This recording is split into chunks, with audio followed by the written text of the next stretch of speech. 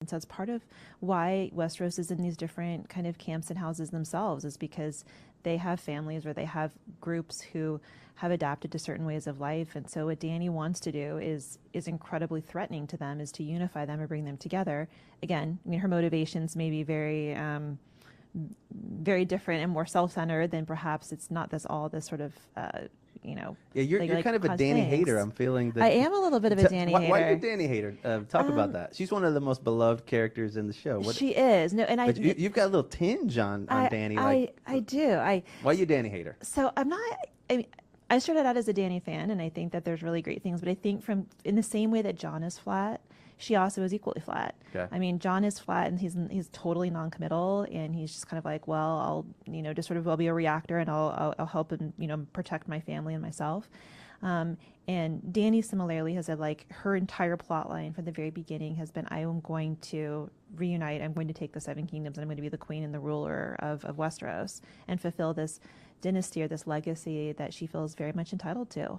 And so she's like a woman with a mission and with motivation. You have to respect and admire that. And she's had lots of benevolent moments, but she's also had lots of moments, as we've sort of seen in season 8, of reminders of her doing some really cruel and using unnecessary force. And I think that she is somebody who is inflexible. And so when she actually has the power to do something with it, what we've seen in season 8 is her, to your point, right, her ability or her inability to let personal desire go and do what's best for the group, as opposed to fulfill her own personal desire. And it may not be in the best interest of the group to have her on the throne or to unify the group, or to unify all of Westeros together. But yet that is the only way that she can imagine society looking, is with the kingdom all united together, as opposed to imagining a different kind of social model. And so I think it's the lack of creativity, and it's also the lack of flexibility that makes her a problematic and really dangerous figure. Yeah, I think the story of Dany is that actions matter, but intentions matter more. Sure. And by the way, if you say I intend really well, but you do very negative actions, there's probably a gap there that will prove that your intentions aren't true. And I think this is an important discussion for society as well today, because we've gotten away from organized religion. Religion's really not a thing anymore, statistically. It's just not. And so religion played an incredibly important role in society, had a very negative impact in some ways as well, but it played a role in that it said, here's how you should think and intend in theory towards others, and 10 commandments, and don't kill people, and have good intentions, if you will, as a part of life.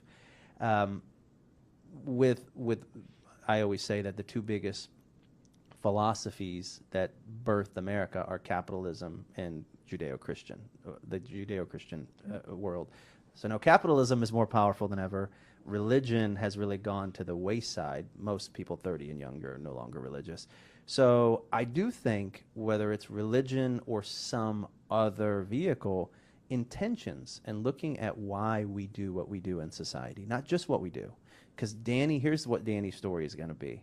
Dany's story is going to be, she did all the right things but for the wrong reason. Right.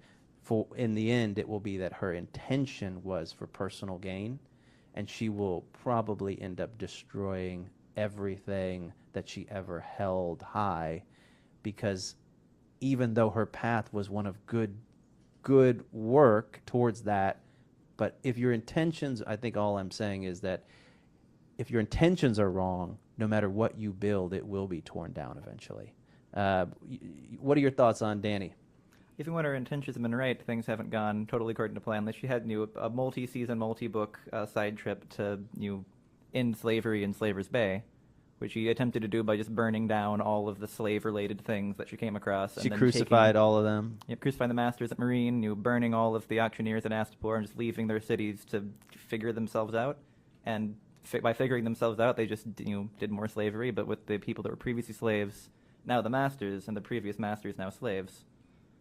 So yeah, lack of forethought has been key to Dany's success. Dany is the breaker of chains with the intention of putting everyone in chains. Absolutely. Is that why Yeah. is that where your little Well, I mean, she breaks chains, but she doesn't have a plan to do anything once the chains are broken. I mean, her plan is for her to right. rule them all. Absolutely. Like she so Yeah. Danny is the oh my gosh, I can't believe I'm forgetting his name. Lord of the Rings, the little guy. Frodo again? No, Sam, Bilbo, they're all pretty small. no, the Hobbit who's old and who wants the ring. Smeagol. Gollum, yeah, Smeagol. Gollum. Danny has Gollum sickness. Like Danny is a beautiful Gollum. Her whole pursuit is the ring. Precious. The precious. And in the end, as I brought up to that person that Lord of the Rings is that no one dies. Well, Smeagol dies. So Smeagol dies with the ring. I think Danny has a Smeagol like ending that somehow there's no way that if your intentions are bad, again, because George R. R. Martin, if he's proven anything, he's proven that he will let bigger ideas, and that's back to why you teach this class on Game of Thrones, is that this literary piece, Game of Thrones, is wonderful in that it's entertaining, it's mesmerized millions of people around the world, but it's also caused them to think about topics that in normal society, without something stimulating us, we won't think of those topics. And put them in conversation at the same time, too. I think if you have these conversations about politics or about humanity or about gender happening in silos, but you're forced to confront them not only on their own terms, but how they relate and interact with each other. And so, absolutely, I think it's this broader dialogue that Game of Thrones has, both with the ability to have with history, but also with the contemporary moment, that makes it such a really rich text and also show.